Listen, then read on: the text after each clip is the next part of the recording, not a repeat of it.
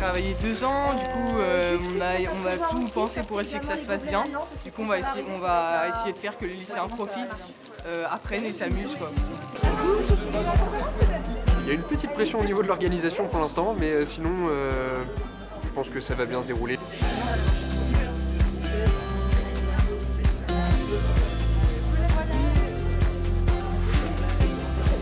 Quelle définition peut-on donner, doit-on donner au terme de migrants? C'est une journée interculturelle. Donc c'est nous, sous l'initiative du CRJ, donc Conseil régional de Bretagne, on a eu pour projet de réunir en fait un maximum de personnes, de migrants, de jeunes, de Bretons, pour qu'on discute autour de l'immigration en France, l'immigration dans le monde, l'immigration actuellement. C'est un sujet qui nous touche vraiment beaucoup. Et donc au 1er janvier 2016, il y avait 36,7 millions d'étrangers dans l'Europe.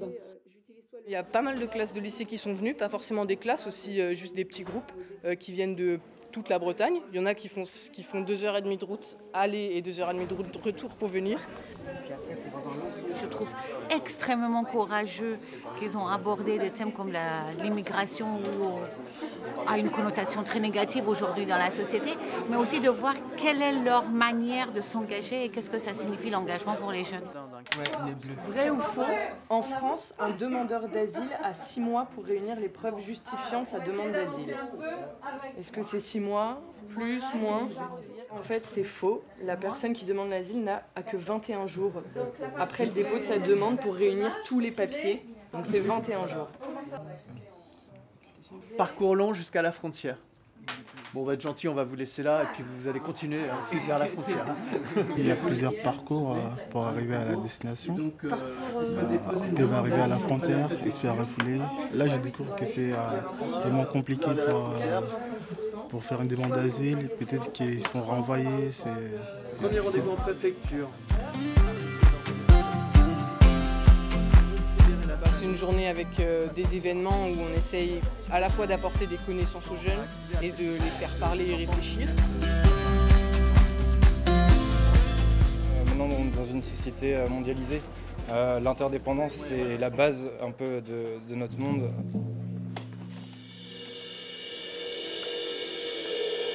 Cher papa, mon écriture est un peu tremblante. Je suis dans le bus, de retour à Lisbonne, depuis le nord du Portugal.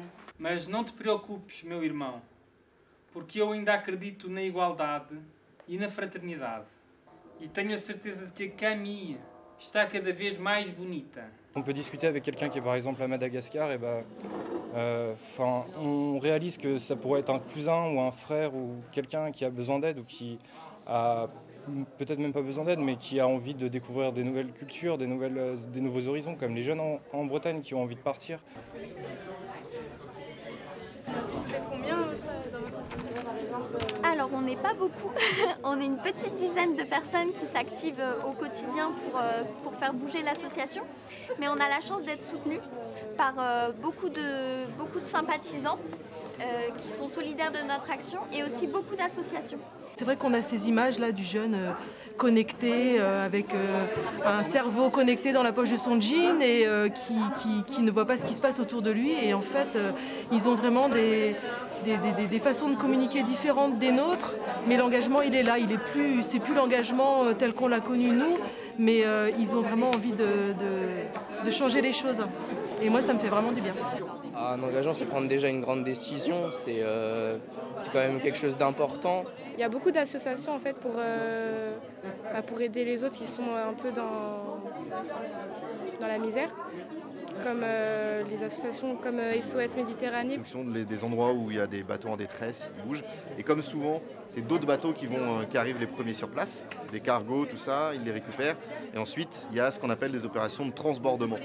Ça veut dire que le bateau de SOS Méditerranée rejoint le bateau qui les a secourus en premier et récupère à son bord les rescapés. On a du mal à se mettre à leur place, je pense. Ça doit être dur ce qu'ils vivent quand même. Voir des gens qui viennent témoigner de leur expérience aussi et des migrants qui viennent, c'est vrai que ça donne envie d'aider, quoi. Mes parents sont issus de l'immigration, donc je me sens forcément concernée. Comme j'ai vu d'ailleurs un livre aussi ici, donc les enfants d'ici mais les parents d'ailleurs.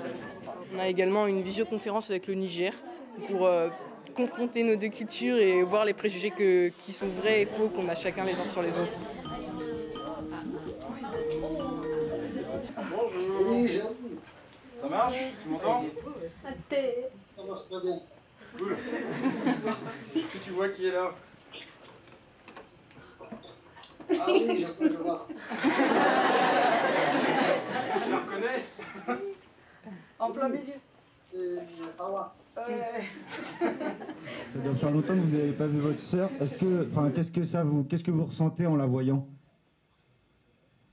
Ah, je suis très content, je suis vraiment très ravi et ça me fait plaisir beaucoup. Je commence à m'habituer avec les climats, la nostalgie de mon pays. C'est vrai, mon pays, il me manque, mais bon, ça va. Je suis là pour un but bien déterminé. Je suis là pour mes études. Le temps passe vite. Est-ce que vous avez des questions pour les jeunes? Elle demande c'est à quel âge que l'enfant peut aller à l'école. Il n'y avait pas beaucoup de connexions, mais c'était intéressant. Et c'est plutôt vraiment c'est spécial de voir qu'ils ont autant d'humour. Là, on est à 47 degrés. Je vous laisse voir chez vous, il fait quoi? Alors nous, il fait 5 degrés. 5 degrés il fait, monsieur, ici. Combien? 5 degrés.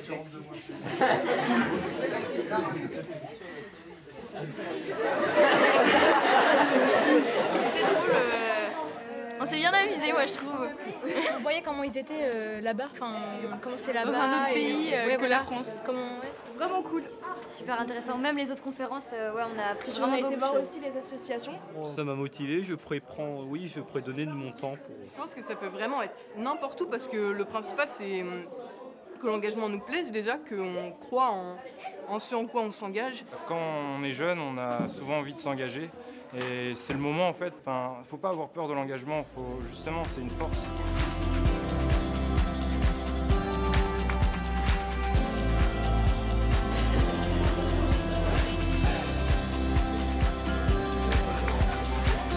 Vous pouvez, hein.